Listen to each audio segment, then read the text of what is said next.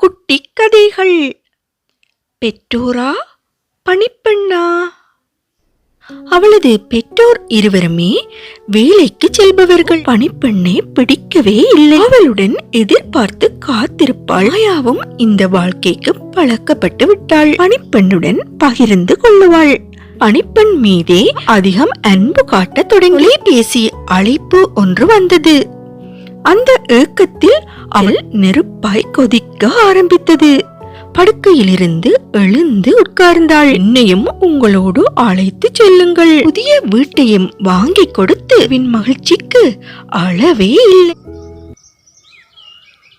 மாயா அவளது வீட்டில் ஒரே பிள்ளை.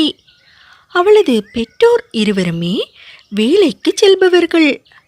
காலையில் வேலைக்கு சென்றால் பொழுது சாயும் நேரம்தான் இருவரும் வீட்டுக்கு திரும்புவார்கள். அதனால் மாயாவை கவனிக்க பணிப்பெண் ஒருவரை அவளது பெற்றோர் வேலைக்கு அமர்த்தியிருந்தனர். மாயாவிற்கோ பணிப்பெண்ணை பிடிக்கவே இல்லை. மாயாவின் தேடல் நிறைந்த கண்கள் தாய் தந்தையே தேடின. அவளது இதயமோ அவர்களின் வரவிற்காய் ஏங்கி துடித்தது. வேலை முடித்து 6 மணிக்கு மேல் வீட்டிற்கு வரும் பெற்றோரை ஆவலுடன் எதிர்பார்த்து காத்திருப்பாள் மாயா. வீட்டிற்கு வந்த பெற்றோருக்கும் மாயாவுடன் செலவிட 1 மணி நேரம்தான் கிடைத்தது. பின்னர் அசதியில் அவர்கள் தூங்கி விடுவார்கள். மறுநாள் மறுபடியும் வழக்கம் போலவே வேலைக்கு கிளம்பி விடுவார்கள். பணிப்பெண்ணும் மாயாவிற்கு வேண்டிய அனைத்தையும் மிகவும் கண்ணும் கருத்துமாக கவனித்து செய்து வந்தார். மாயாவிற்கு கதைகள் சொல்லி உணவு ஊட்டுவது, அவளது உடைகளை துவைப்பது, அவளோடு சேர்ந்து விளையாடுவது எல்லாமே பணிப்பெண் தான்.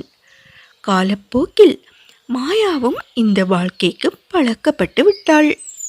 பணிப்பெண்ணும் தனது சொந்த பிள்ளையை பார்ப்பது போலவே மாயாவை கவனித்து வந்தார். மாயாவும் மனதில் தோன்றும் எல்லாவற்றையும் பணிப்பெண்ணுடன் பகிர்ந்து கொள்ளுவாள். இவ்வாறாக மாயா பணிப்பெண்ணுடன் நட்பானாள். காலப்போக்கில் மாயா பணிப்பெண்ணில் தனது தாயை காண ஆரம்பித்தாள். எங்கு சென்றாலும் பணிப்பெண்ணுடன் தான் செல்லுவாள். பெற்றோர் வீட்டுக்கு வர தாமதமாகும் போது மாயா பணிப்பெண்ணுடனேயே தூங்குவாள். காலப்போக்கில் பெற்றோரை விட பணிப்பெண் மீதே மாயா அதிகம் அன்பு காட்டத் தொடங்கினாள். ஒரு நாள் பணிப்பெண்ணிற்கு அவரின் தாயார் உடல் நலமின்றி இருப்பதாகவும் உடனடியாக அவரை வரும்படியும் தொலைபேசி அழைப்பு ஒன்று வந்தது. மறுகணமே அவர் தாயாரை பராமரிக்க கிளம்பிவிட்டார். மாயாவிற்கோ பணிப்பெண்ணின் பிரிவு மிகவும் வருத்தத்தை கொடுத்தது. அவளுக்கு உணவு உண்ண பிடிக்கவில்லை, தூங்க முடியவில்லை. அவளது எல்லா தேவைகளுக்கும் பணிப்பெண்ணின் தேவைப்பட்டது. பணிப்பெண்ணிற்கும் மாயாவின் சிந்தனையாகவே இருந்தது. நாட்கள் செல்ல செல்ல மாயாவின் இதயமோ பணிப்பெண்ணின் வரவிற்காக ஏங்கி துடித்தது.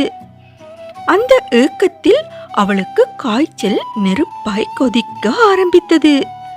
எந்த மருத்துவராலும் அவளை குணப்படுத்த முடியவில்லை.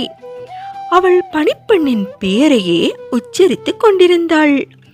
அதனால் மாயாவின் பெற்றோர் பணிப்பெண்ணை வீட்டிற்கு வரும்படி அழைத்தார்கள்.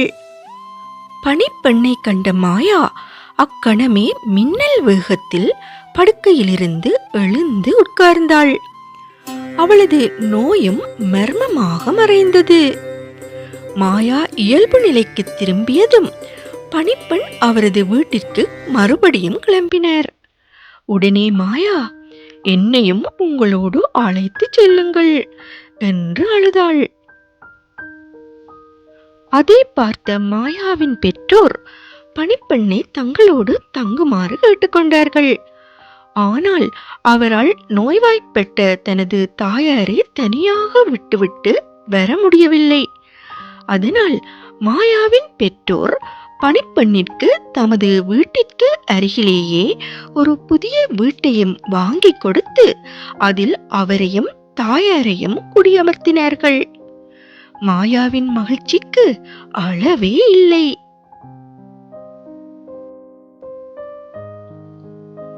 இந்த கதையின் நீதி என்னவென்றால், குடும்பத்திற்காக ஓடி ஓடி உழைக்கும் பெற்றோர்கள் குழந்தைகளுக்காகவும் தமது நேரத்தில் ஒரு பகுதியை கண்டிப்பாக ஒதுக்க வேண்டும்.